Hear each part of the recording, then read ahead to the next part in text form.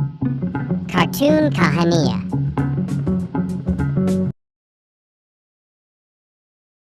सौतन की सुहागरात पार्ट 2। धूमधाम से शादी करने के बाद समर्थ और देविका घर आते हैं। घर पर सब उनका स्वागत करते हैं और सौम्या उनकी सुहाग रात का इंतजाम करती है। समर्थ और देविका दोनों अपने रूम में बैठे बातें कर रहे होते हैं। तब देविका कहती है, सुनिए, आप इतना दूर क्यों बैठे हैं? नहीं, कुछ नहीं, बस थोड़ा सा थक गया हूँ। अगर आप कहें तो मैं आपका सर दबा दूं? अब नहीं नहीं, रहने दो, आप भी तो थकी होंगी। देविका आगे बढ़ते हुए कहती है, थक तो गई हूं पर आपकी सेवा करना पहला धर्म है मेरा। देविका झट से समर्थ के पैर पकड़कर दबाने लगती है। ऐसे ही कुछ देर निकल जाती है और समर्थ कहता है, अब रहने दो देविका, तुम भी आराम कर लो, तुम भी थकी थकी लग रही हो। देविका मना करते हुए उठ जाती है और अपने बालों को खोलकर समर्थ का सर दबाने लगती है और कहती है, मेरी थकावट तो आप ही दूर कर दोगे ना? इतना कहकर देविका अपने खुले बालों को समर्थ के ऊपर डालती है। समर्थ देविका के जाल में सम्मोहित होने ही वाला होता है कि अचानक से दरवाजे पर किसी की दस्तक होती है। समर्थ आवाज लगाते हुए कहता है, कौन? भाई, मैं हूं, सौम्या। क्या है सौम्या? क्या बात है देविका, कैसा लग रहा है मेरी भाभी बनकर? कुछ बात आगे बढ़ी या नहीं? बात आगे बढ़ती कैसे? तू जो आ गई कबाब में हड्डी। अच्छा जल्दी बता, किस लिए आई थी? सौम्या ठिठोली करते हुए कहती है, क्या बात है देविका, बहुत जल्दी हो रही है। वैसे मैं तो दूध का गिलास देने आई थी। आखिर मेरी सहेली की सुहाग रात में कोई कमी नहीं होनी चाहिए। देविका दूध का ग्लास लेते हुए जल्दी से दरवाजा बंद कर लेती है और पीछे मुड़कर देखती है तो समर्थ तो सो चुका था। देविका समर्थ को उठाते हुए कहती है, सुनिए समर्थ जी, उठ जाइए ना, सौम्या दूध देने आई थी, इसे पी लीजिए, फिर आप सो जाना। समर्थ नींद में उठता है और दूध पीकर फिर से सो जाता है।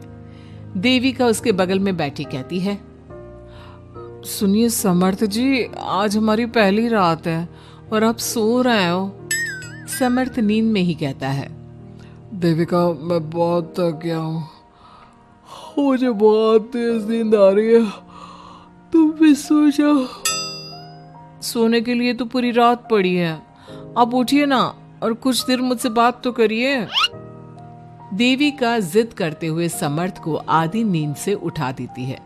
समर्थ उठकर बैठ जाता है और कहता है, बोलिए देविका जी, आपका हुक्म सर आंखों पर। सुनिए, मैंने सुना है कि पति अपनी पत्नी को पहली रात कोई तोहफा देता है, आप मेरे लिए कुछ नहीं लाए क्या? वो मैं कैसे भूल सकता हूँ, लाया हूँ पर वो दूसरे रूम में रखा है। तो दिखाइए ना क्या लाए हैं। अरे अभी तो कहा कि तुम्हारा गिफ्ट दूसरे रूम में है, तो जाकर लेकर आइए ना। अगर अभी गया तो घर के सब लोग जाग जाएंगे और 10 तरह के सवाल जवाब करेंगे, मैं सुबह दिखाता हूँ ना। समर्थ इतना कहकर लेट जाता है और लेटे लेटे देविका से कहता है, अच्छा सुनो देविका, मुझे बहुत नींद आ रही है, मैं सो रहा हूँ, तुम भी सो जाओ। देविका समर्थ की बात सुनकर कहती है, आपको तो हमारी पहली रात की कुछ पड़ी ही नहीं है। इतना कहकर देविका भी उसके करीब आकर लेट जाती है और सो जाती है। अगली सुबह अधीरा समर्थ के रूम में सफाई करने आती है और देविका को उसके करीब लेटा देख रोने लगती है। रोने की सिसकी सुनकर समर्थ की आंख खुल जाती है। वो उठकर देखता है कि अधीरा उसके कमरे में रो रही है। उसे देखते ही समर्थ बहुत गुस्से में आ जाता है और अधीरा से कहता है, अधीरा, तुम सुबह सुबह क्यों रो रही हो? तुम्हें यहां नहीं आना चाहिए था, जाओ यहां से। समर्थ अधीरा का हाथ पकड़कर रूम के बाहर कर देता है और कहता है, अब बिना दरवाजा नॉक किए अंदर मत आना। इतने में देविका भी आ जाती है और समर्थ को भड़काते हुए कहती है, हाँ समर्थ जी, ये रो रो कर हमारे घर में अपशगुन कर रही है, और अब ये देखो कैसे मगरमच्छ के आंसू दिखा रही है। इतना कहकर देविका अधीरा का हाथ पकड़कर घसीटती है और कहती है, अब क्या रोती रहेगी या कुछ काम भी करेगी? मुफ्त में रोटियां तोड़ने को नहीं मिलेगी यहाँ पर। चल उठ यहाँ से और कुछ काम कर। अधीरा वहां से उठकर रोते रोते चली जाती है और जाकर रसोई में सबके लिए चाय बनाती है, और चाय जाकर पहले अपनी सास को देती है।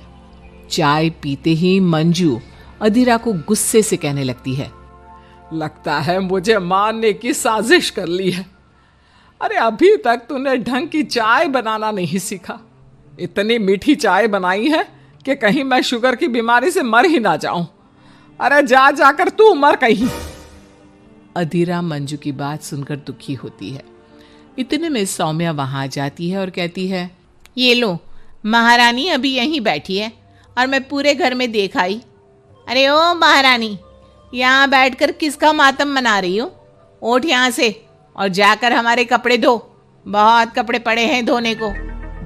अधीरा वहां से कपड़े धोने चली जाती है और बैठे बैठे खुद को कोसने लगती है, हे भगवान, मुझे उठा ले तो अच्छा है, मैं थक गई हूं इस जिंदगी से। ऐसे ही कुछ दिन निकल जाते हैं। अब समर्थ भी अपने काम पर जाना शुरू कर देता है। एक शाम अधीरा घर के सारे काम करके अपने रूम में आराम कर रही थी और मंजू अधीरा को आवाज लगाते हुए कहती है, अरे ओ कलमुही, अगर आराम हो गया हो तो आकर मेरे पैर दबा दे। देविका उस समय वहीं से गुजर रही थी और समर्थ का घर आने का टाइम देखकर देविका मंजू से कहती है, माँ जी सुनिए, आप कहें तो मैं दबा दूं आपके पांव। पता नहीं अधीरा कहाँ है।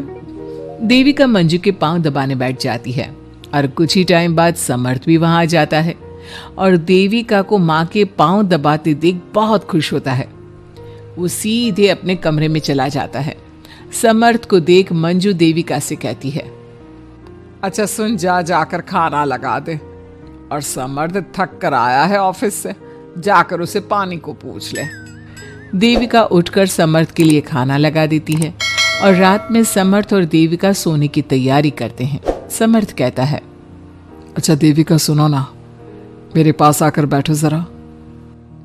अरे पापा, मैं बहुत थक गई हूँ, मुझे नींद आ रही है। अरे आओ तो सही, आज तो मैं माँ के पांव दबाते देखकर बहुत अच्छा लगा। अच्छा क्यों नहीं लगेगा भला? पूरा दिन घर के काम किए हैं और शाम को माँ की सेवा, पर मेरा तो कोई हाथ बांटने वाला भी नहीं है घर में। क्यों? अधीरा और घर के बाकी लोग कहाँ जाते हैं? अधीरा की तो बात ही मत करो, वो महारानी तो बस मटर गश्ती करती रहती है और घर का सारा काम ना मुझे ही करना पड़ता है।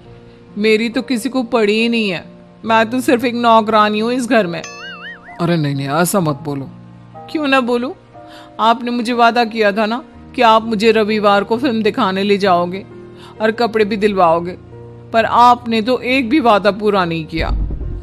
अच्छा बाबा, कल रविवार है, कल ही चलते हैं और तुम्हारी सारी शिकायत दूर कर देते हैं। खुश?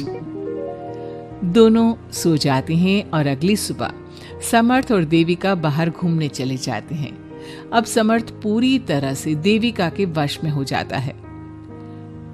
देविका जो कहती समर्थ वही करता। क्या समर्थ को कभी अपनी बहन और दूसरी पत्नी की सच्चाई पता चल पाएगी? अब क्या होगा अधीरा का? इसके लिए हमारे अगले एपिसोड का इंतजार कीजिए।